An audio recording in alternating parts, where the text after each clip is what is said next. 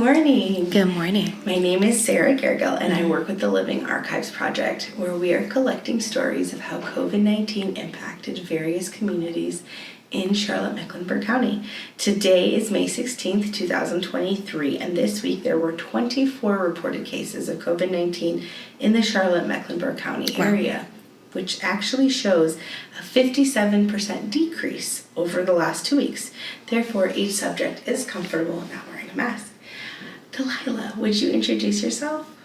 So my name is Delilah Montalvo, and I work for the state, the prison system, and we are contracted. So I work for a nonprofit that's contracted with the state, and we house 30 female, I call them residents, but they currently are incarcerated, and I'm the program director for the program. So wow, that's amazing.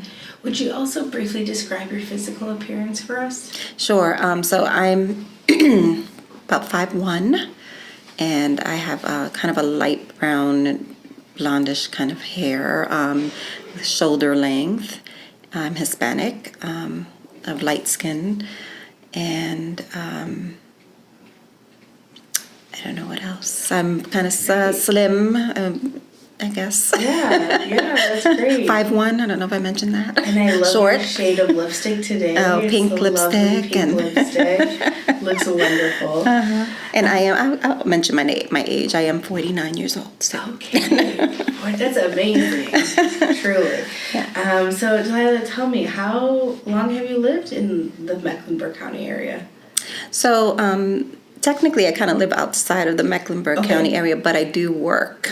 And I've always worked here. So I've been in North Carolina for about 18 years and have worked in Mecklenburg County for most of those years. Amazing. Yeah. So you mentioned that you work with the prison system, and yours is a little different than most conventional. Yes. So tell us a little bit about that. How did you get connected, and tell us about what you do? Yeah. So I started working for the prison system as a correctional officer back in 2010, I believe. And I then interned while I was an officer at one of the minimum camps at the place that I'm working at now, which is the Center for Community Transitions. And once the prison closed, I contacted CCT and asked if there was an available position there, and they hired me on as a program assistant, which is kind of like the lower of the positions in that facility. It's sort of like a CO as well, but just for the dorm. And what CCT is, it's kind of like a halfway house for female, as they call them in the system, offenders. And we house them there while they're transitioning out from prison to the community. They do their last 2 to 3 years of their prison sentence with us. So I started there as a program assistant, and I've worked my way up to program director, and now I run the home. So wow, that's amazing. Yeah, it's been quite a journey. So Remind me one more time, how long have you been there since the beginning? 13 years. 13 years. Wow. That's beautiful. And then I was a correctional officer for a good year and a half to 2 years. So 15 years in the industry altogether. So yeah. And so with remind me how CCT. Yeah, CCT. So CCT. Yes. CCT. Is it more of like a mixture of a nonprofit and a government-run agency, or is it truly strictly government-run? No, it's a nonprofit. Okay. And we're just contracted by the state. Okay. So yes. Awesome. And you said there's about 30. Yes, we have 30 beds. 30 women. 30 beds. And no men. No men. No men. Is there another facility like yours that supports men in the system, or we are the only facility of our kind in the state of North Carolina. Okay. Yeah, so there used to be, I think, 2 or 3 other programs that were actually state run. So the state owned those properties, and those closed down. Wow. I don't know for what reasons, but I don't believe they've ever had a male facility of this kind. So tell from your perspective, tell me, what do you see are the strengths of the work that you do with these women? So we basically assist them through their journey of prison to back out into society with their family, and also assisting with their stability. So we offer employment readiness, behavioral health, all the things that they would need to strengthen their themselves, and also just stripping the prison off of them, because there's that traumatic aspect of it all, just serving time, because even before prison there was some traumas in their life, most likely, and then you add prison, that's just an added trauma and more barriers in their life once they release, because society is not forgiving of that population. So they struggle a lot just to find work, to find housing, to get reacclimated back into the community and with their family and friends, because now they're labeled and stigmatized. So we kind of help with those barriers in this, and normally they come in very fragile, and anxieties are high, and the coping mechanisms are just, no coping at all, basically. And as we work with them, they just walk out just strong, and just you can tell that they've done the work, and so there truly is a transformation. Yeah, there really is. It's amazing. So tell me, how did you see CCT impacted these last 3 years, in particularly with COVID? Tell me about that. I get goosebumps because I just think about when we got the call that all programs were to pause, and what that means is that the women, they get to go out into the community to work, and by themselves, so they get to leave the facility, come back on their own. There's a curfew and everything, and also there are other programs like community volunteer programs, where a community volunteer will come in and they're able to take the women out shopping and dinner and things of that nature. So all of these community programs just paused, which kept the women inside the home for, I don't know, I think we went up to a year or more with just being kind of on lockdown, because we're considered a prison, and so they pretty much locked down all the prisons in the state, and so we were one of them. And this included the women not able to see their family members on visitations and stuff like that. So it was a hard time. It was an unknown time. We didn't know how long this was going to last, and as the months kept going by, we were like, oh my gosh, like, okay, this is a little much. And then we had a small home. I mean, it's not a big campus, and there's 30 women now living every day together, just in the same household. And so we had to come up with creative ideas of things to do. So we have like an administrative building, and there's a conference room there. We turned it into a movie room with a projector, and we had some activities on the outside of the building and the parking lot and the grass areas and stuff like that, just to kind of get them out the house and doing things. But it was just such a trying time, and just unknown, and I had to be at work, right? So like most of my family members and friends were home because the whole world shut down. And I had to get up and leave the house every day because I was the captain of the ship. And so my staff members as well. And not only that, but we were out in the world, and so many of my staff members contracted COVID. And so, I also at one point, but I did catch it when I was on a sabbatical. So it's kind of crazy. I started my sabbatical with the organization for 10 years. You get a 30-day or 1 month sabbatical. So I took about 6 weeks altogether, combined with vacation. January 1st, basically. Okay. Wow. Yeah. So right when you came back. So right when I came back, not too long after. And I had caught COVID. So I went back to work. Okay. I think it was in February.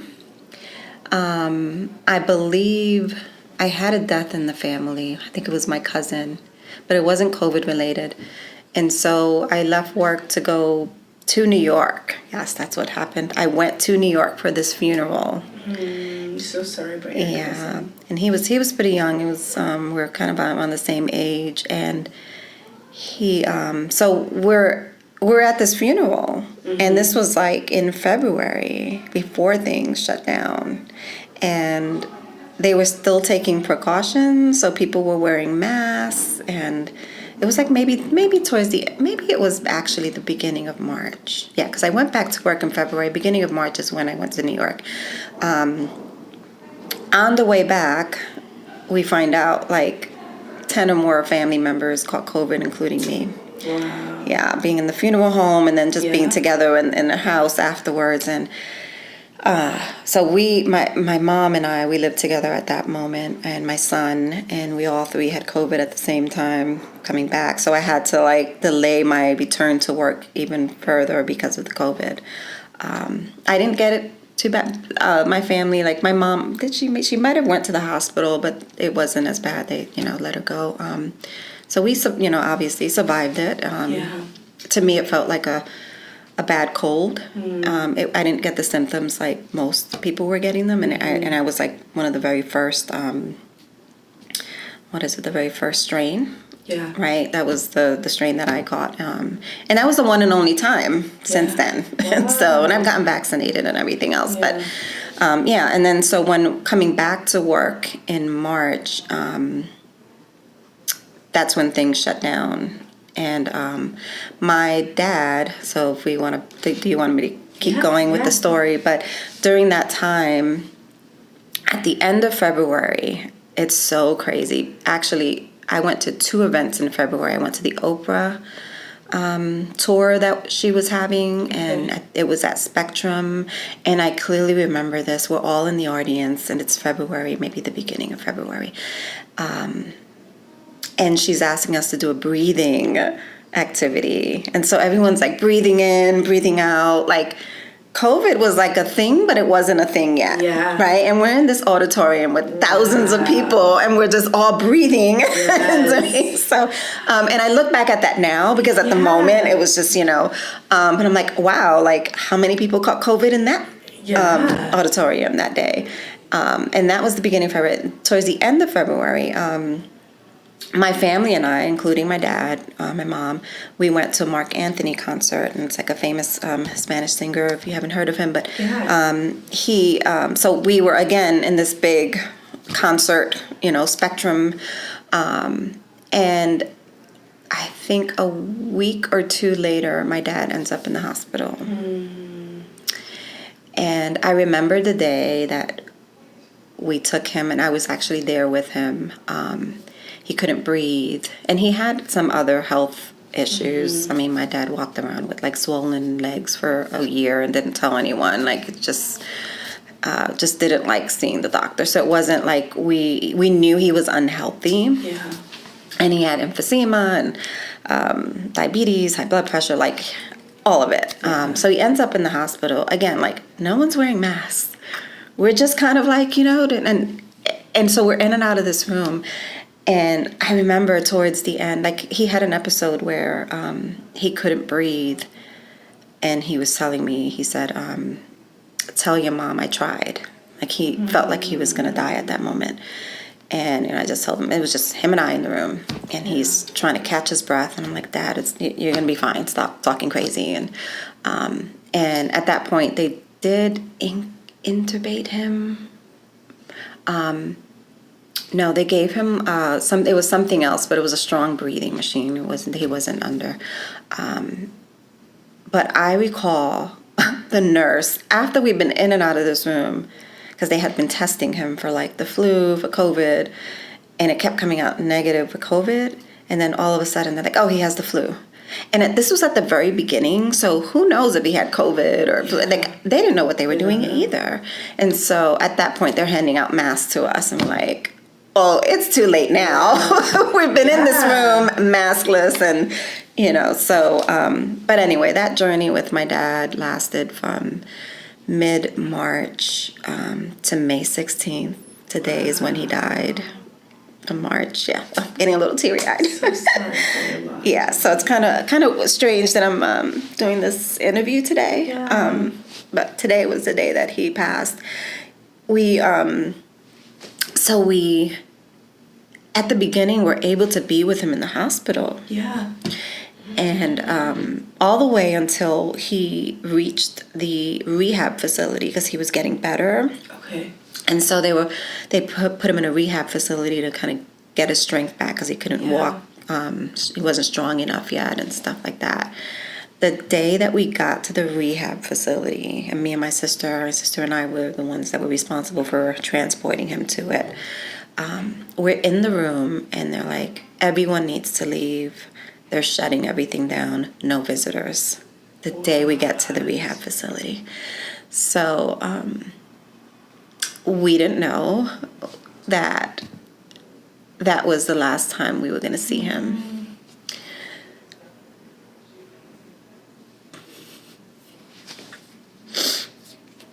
So we left him in that room. We told him we'd be back, or we'd, contact him. And, from then on, it was phone calls, it was FaceTime with nurses. And I still have video of it, of us talking to him through FaceTime. And we would go to the rehab. And I think he ended up back in the hospital at one point. Yes, he ended up back in the hospital after rehab because he wasn't doing well. But again, we weren't allowed in. And at that point, we would just stand outside of the hospital and just outside of his window, which was, I don't know, maybe the second or third floor. It's not like we could see in. And just kind of pray and be there,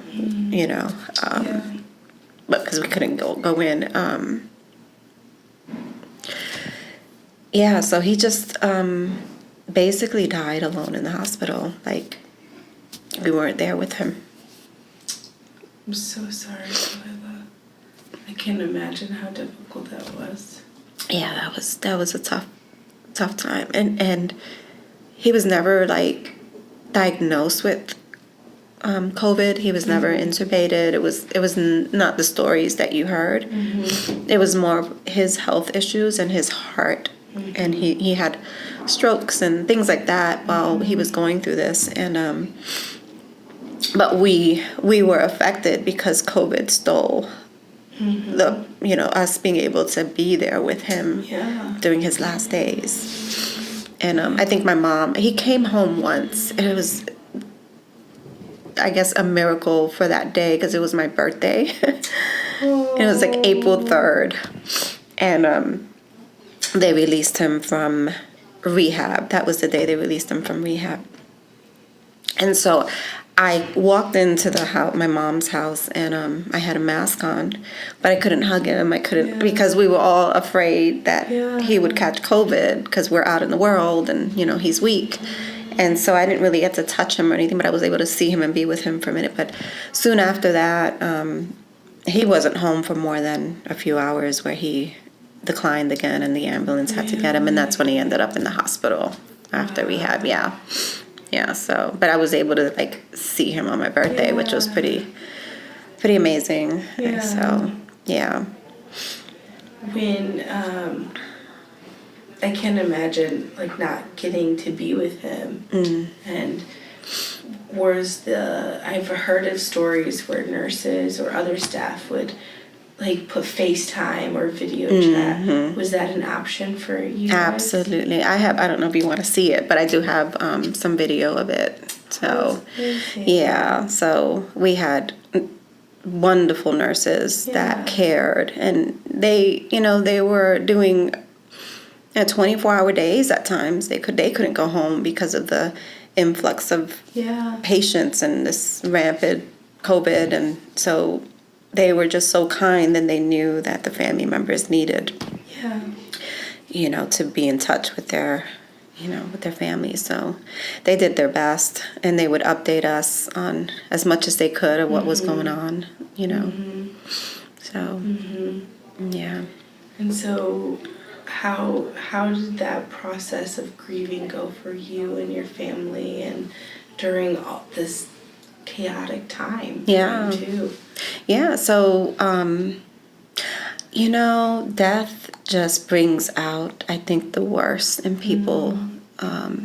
And our family is really close, so close to my sister. And at that time, we had a little bit of a rift because there was some anger. I think there was just a lot of, we didn't have closure. Yeah. So we're all struggling with that. And, my mom, she was with my dad for 60 years. Yeah. So to lose someone that she was with every single day, like we would try to do outings just with my dad and she'd come along. So it was that type of relationship. And so I think we coped as well as we could. We had to plan a funeral where there was limitations. Yeah.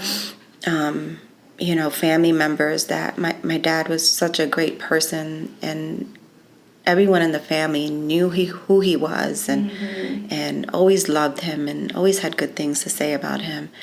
And a lot of family members could not be there because of the COVID and the travel. We're originally from New York, so the funeral services were out here, so that meant travel and everything else. So it was a small service.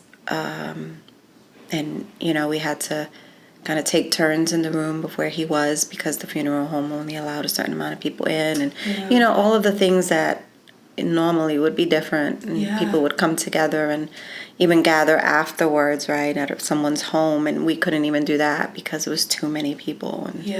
And the older folks in the family, we worried about my mom, catching COVID again and, possibly, once you entered the hospital, it was so crazy. I remember my mom didn't want to wear masks. Like, she's this old school, this older lady, Hispanic lady, just does not want to wear a mask. And so we would take her out, like, Mom, you have to wear a mask.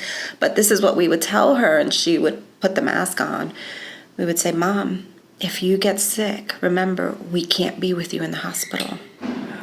You will be alone. We will not be able to go in there with you. And that would just click. And she would say, okay, well, that I don't want. Yeah. Right? So, yeah. Yeah, I can't imagine.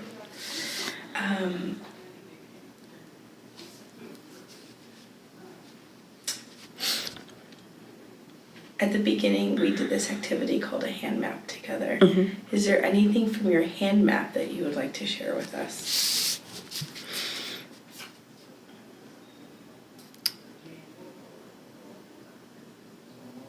I think, And you might have already talked towards a few of those things. I'm looking at college degree. I'm a late bloomer when it comes to college. But I remember I stopped because of COVID. And it was an online degree, and I think I stopped because my dad died. And I just had no will to do anything. And I only had like a year left. So since then, I've completed it and graduated. But so that was one thing that kind of COVID affected. I think it made my spiritual journey stronger. Not so much of looking outward, but looking inward.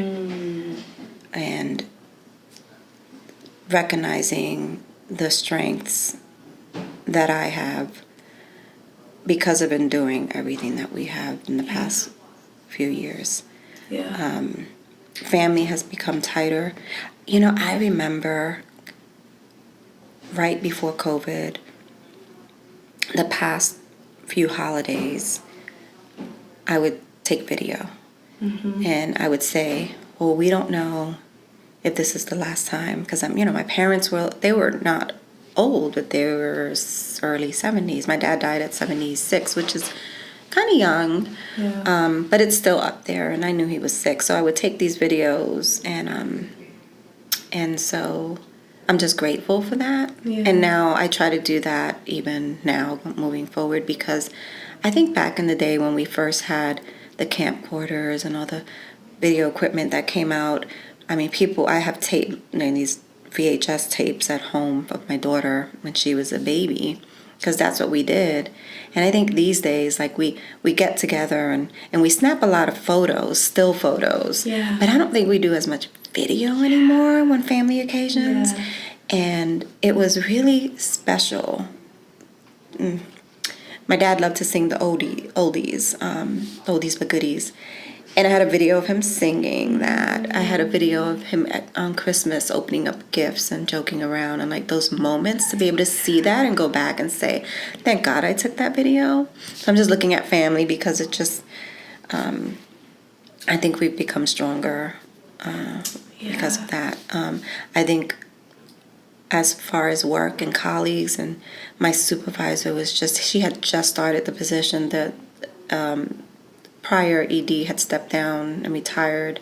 She literally started in January, and then COVID hit and everything shut down. She had to start, and she never ran a nonprofit before. Yeah. So we relied on each other around that time to kind of get through this. And with my years of experience, she relied on me a lot. And I think just being locked down, and I think my colleagues, we call us the COVID crew, especially the women that were there during that time. We just had the last release 6 months ago of the COVID crew, because they do 2 to 3 years of their prison sentence there. And so that group of women got really close. And so it's just like, it's so special to think about those moments of like community and how people just came together. Yeah. So yeah, I think my supervisor was an inspiration for me too, because she gave me strength and I gave her strength during that time. So beautiful. Yeah. And I say mom to many because the women as well, they're like my children, I say. And just always giving encouragement to both my children, biological children, and the clients that I work with. So, it's very rare. I do have to be the mom and the authoritative figure in both my personal and at work. Mm-hmm. So there's times that I do need to, lay the law down and stuff like that, right? But for the most part, it's always encouragement that I try to bring to them. That's beautiful. How many kids do you have? So I have two. I have two grown adults, one 19 and the other's 25. Wow. Mm-hmm. And she moved to Europe. She's back right now, but she'll be back in Spain. Her and her fiance just kind of said, okay, we're done with the U.S. Okay. So they picked up, and then I went to visit last month. So how was that? It was beautiful. I've never been to Europe, and so intimidating at first with the travel, as long as it takes. Yeah. But now I have the bug, and I'm like, okay, I need to go everywhere in Europe. And so I visited Valencia, Spain, and it was just gorgeous. Like, just the history that Europe holds on to is what I love. Yes. So, yeah. That's what's so beautiful, myself included. I don't think I think about preserving even my family, like moments, like you're talking about, those moments that you get to cherish now because you preserve those. Yeah. I think we don't think that often, at least myself, I don't think that often about that until now. Mm-hmm. And that's so beautiful that you get to hold on to those and remember those moments. Yeah, I'm always the one taking out the phone to take photos and videos, and everyone's looking at me like, But then I'm the one that has all the memories when they're looking for something. Yes, they cherish that. Yeah. It's so valuable. Mm-hmm. So Delilah, thank you. Thank you so much for sharing your story. I'll follow up with one last question. Mm-hmm. Is there anything else, a story, more than one story, experience that you want to share with us before we finish? It's funny, it popped up on my social media the other day, where we had we used to get together with our girlfriends on Zoom, and we would have wine or whatever. And I remember being in my backyard because that was the only place I can go. And I had snapped a photo of like us on the computer screen. So there were those moments that they were special. Just people just coming together. I think it was just a scary time, and I think a lot of people, including myself, have some kind of trauma with it, even if you didn't lose someone. Yeah. Just witnessing what the country went through, that we had no control over this thing. It felt like a biological warfare was going on, really it did. Yeah. I remember the first time we heard about it and we saw this Asian man just drop to the floor. I don't know if you remember that video. It was all over the news in China because that's where it came from, supposedly. And there was someone in a hazmat suit and he just dropped to the ground. And it was sort of like you felt like you were watching a movie. And that's when everything started. So I recall walking to my coworkers because the news had just come out about this thing that's from Asia, whatever. And I said, I'm thinking about purchasing some masks. And she says, girl, I don't think you need to do that. I don't think it's going to make it here or. And I said, yeah, and I'm showing her the mask on Amazon. I think maybe it was the M, whatever those ones are. The M90s or something. It was a mask. And she says, she was just like, I think we'll be fine. And literally, a couple of weeks later, mandatory masks and everything, and it just kept spiraling from there. Yeah. So I just, my heart goes out to everyone because in some shape or form, we all were traumatized by COVID-19. Yeah. And I'm unfortunate. Unfortunately, I had to endure the hospital experience, as so many have as well. And that's part of my story, but yeah. Well, thank you, Delilah. You're welcome. Thank you for sharing. Yeah. I appreciate you so much, and I know today is a very hard day. Yeah. And you're so brave and resilient and incredibly strong to come and share your story. But I also think it's a beautiful way to honor your father and his legacy. Yes. So thank you. You're welcome. Very much.